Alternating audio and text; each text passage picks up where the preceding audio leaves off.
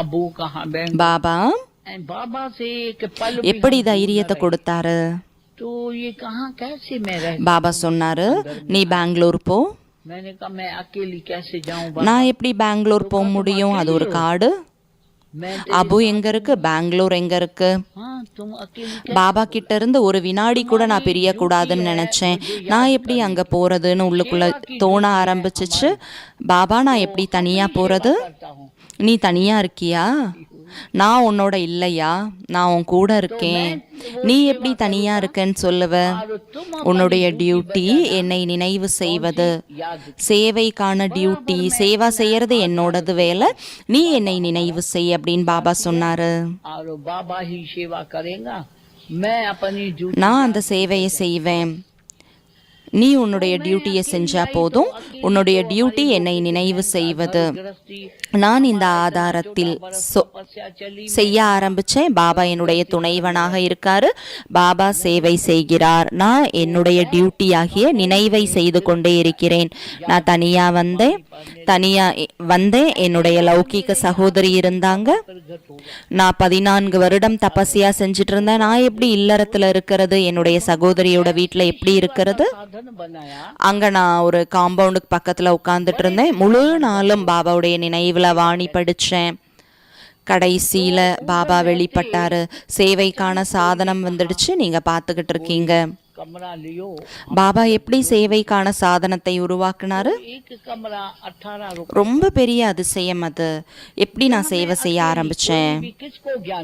அங்க இருக்கும் பொழுது திடீர்னு ஒருத்தவங்க சொன்னாங்க, ஒரு ரூம் நீங்க எடுங்க, நாங்க யோகா கத்துக்க விரும்புறோம். 18 ரூபாய்க்கான ஒரு ரூம் கிடைச்சது. அங்க நான் இருந்தேன். நான் யாருக்கு ஞானத்தை கொடுக்கறது?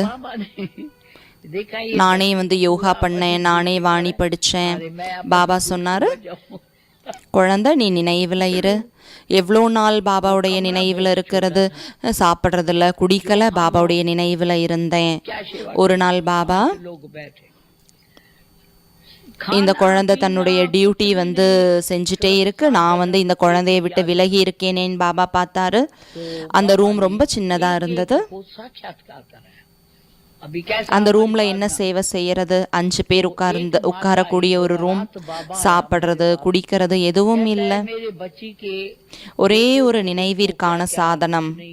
பாபா ஒவ்வொருத்தருக்கும் காட்சி கொடுக்க ஆரம்பிச்சாரு. பாருங்க எப்படி பாபா பாலனை செய்யறாரு. ஒரு மாதாஜி வந்தாங்க. நைட்டு பாபா என்கிட்ட வந்தாரு.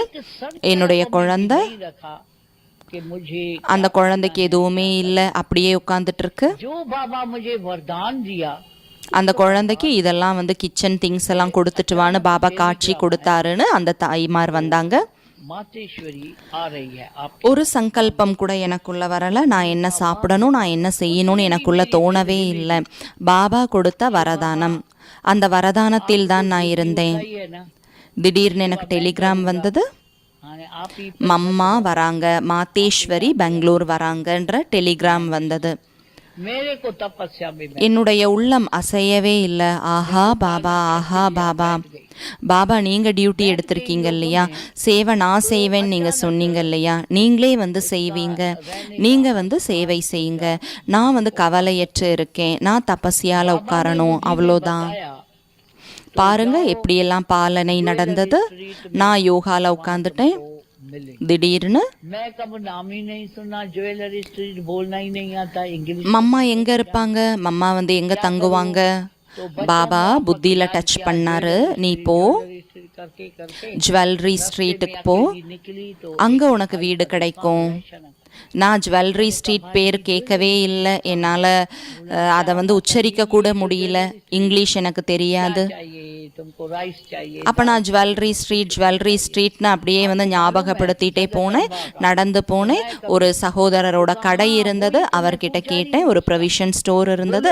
இந்த ஜுவல்லரி ஸ்ட்ரீட் எங்கே இருக்குது? அவங்க சொன்னாங்க, மாதாஜி இதுதான் ஜுவல்லரி ஸ்ட்ரீட். உனக்கு என்ன வேணும்? அரிசி வேணுமா, பருப்பு வேணுமான்னு கேட்டாங்க. உங்களுக்கு தெரியுமா ஜெகதம்பா வராங்க? कब आती है मैंने அப்போ வந்து அந்த சகோதரர் சொன்னார், ஜெகதம்பா இருக்காங்களா, அவங்க இருக்காங்களா அப்படின்னு அவங்க வந்து கேட்டாங்க.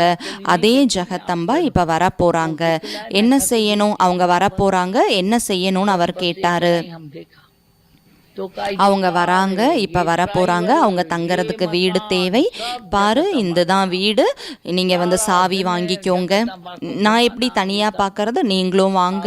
அவ்வளோ பெரிய வீடு அவர் காமிச்சாரு. போதும், இது போதும், 100 இது கார், இது டிரைவர், இது வீடு, और இது எல்லாமே ஜெகதம்பாவுடைய பெயரால. முழு நாளும் ஜெகதம்பாவை கூட்டிட்டு போறது வரது. இந்த டிரைவர் வந்து இந்த கார்ல தூங்கிப்பாரு, சரி. अंदर में आने इसको ஆனால் वो भी तो बाबा 100 ரூபாய் டெபாசிட் கொடுத்துட்டு போங்க, என்கிட்ட 1 ரூபாய் கூட கிடையாது.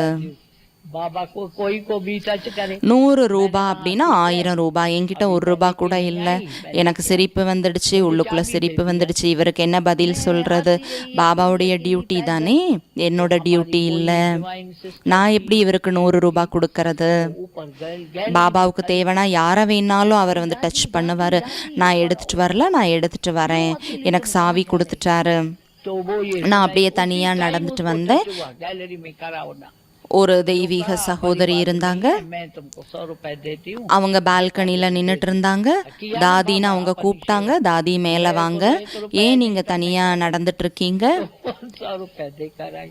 அவங்களுக்கு அந்த நேரத்தில் வந்து டச் ஆச்சு, பால்கனியில் நிற்கிறதுக்காக டச் ஆச்சு. பெரிய விஷயம் இல்லை, நான் அவங்க கிட்ட விஷயத்த சொன்னேன், அவங்க 100 ரூபாய் கொடுத்தாங்க, போய் நான் டெபாசிட் பண்ணிட்டு வந்தேன். माता जी என்கிட்ட 1 ரூபாய் கூட இல்லை, என்ன செய்யறது? ஆனால் 100 ரூபாய் கொடுத்துட்டு வந்துட்டேன், பாபா டச் பண்ணிட்டாரு.